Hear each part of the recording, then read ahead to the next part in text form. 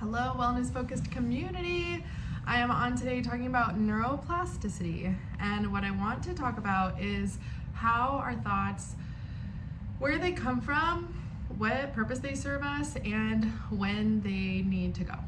So initially, when we're kids, I know as a little girl I had hopes and dreams for a lot of things, right? These thoughts are planted within our brains, and we come up with this information because it is a part of our soul purpose. When we're young and we have these thoughts, they are signaling to ourselves, our higher selves, this is what you want to be focusing on. This is the path where you're going to go. This is what's going to make you feel most alive, most successful, most abundant, most unique and expressive of who you are.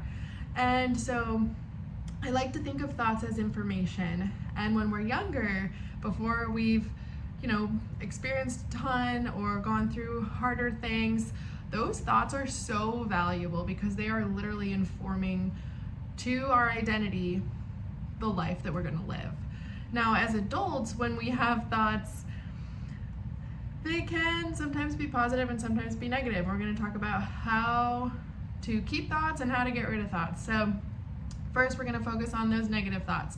Those negative thoughts, when they are thought looping in your head, you're letting them live there. You're letting them live there rent-free, and they cost a lot of money to live rent-free. They are costing you, you're in so much debt, you don't even probably know where to begin with some of these negative thought loops, or just thoughts that are potentially even unconscious that are preventing you from getting to where you want to go in your career, in your relationship, in your lifestyle, in your fitness goals. So those negative thoughts, they serve a purpose. Some of them are there trying to protect us. Some of them are there just straight up holding us back. And the ways in which we can manipulate them is through obviously awareness, but through something called neuroplasticity, where we can rewrite some of these thoughts.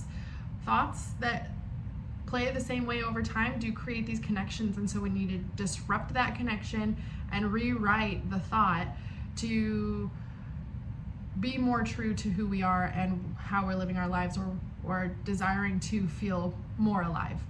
I always like to use the term more alive because I think the more alive we feel, it is like a direct reflection to us living in our unique divine expressions. And so if there are negative thoughts preventing that, how can we kind of disrupt that connection in our thought loops to come up with a new connection, find the new thought that you want to focus on, and allow that to take its place. And every once in a while you might go back to that other connection because your body has a memory, and that pathway has been ran so many times. It's like when you're on a racetrack or a dirt track, like mountain bike track, and it's all worn down because it's been ridden so many times. Well, what about making a new path to, your next favorite feature on your journey? And so rewriting those paths is tough. It is work that has to be intentional, but it is not impossible, and it is some of the most valuable intentional efforts that you can give yourself when you're wanting to be more embodied as your own individual.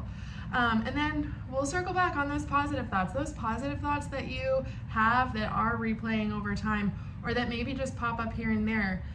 Noticing them, watching them come in, watching them go out, allowing them to live in your thoughts, maybe even writing them down. If it's something that is new and it's feeling good and empowering, write it down, keep it with you, rewrite that thought pattern over and over, wear down the track so that you can revisit that and you can master it and you perfect that route, and then you're at that higher place, and then you're able to continue and continue and continue.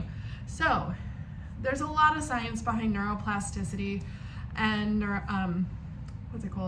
just neuroscience in general. There's so many studies out there, and they're quite fascinating, but this is a simple, broken down version of how our wellness can be simplified by just recognizing some of those thought patterns, choosing to keep, choosing to maybe kick some of those to the side, and then and taking note of how things are evolving, because it's truly incredible where the information is coming from is our divine purpose, our divine self inside. It's from God, if you will, or from within us as unique individuals, and we get to live those lives as long as we can keep ourselves on track. So if you're feeling off track, or you're out in the weeds and you're just like roughing it through that track that's feeling really rough, maybe you need to like get back on a different track that feels smoother, that feels more clear, and go from there. Let me know in the comments if you have anything to add. I would love to continue this conversation.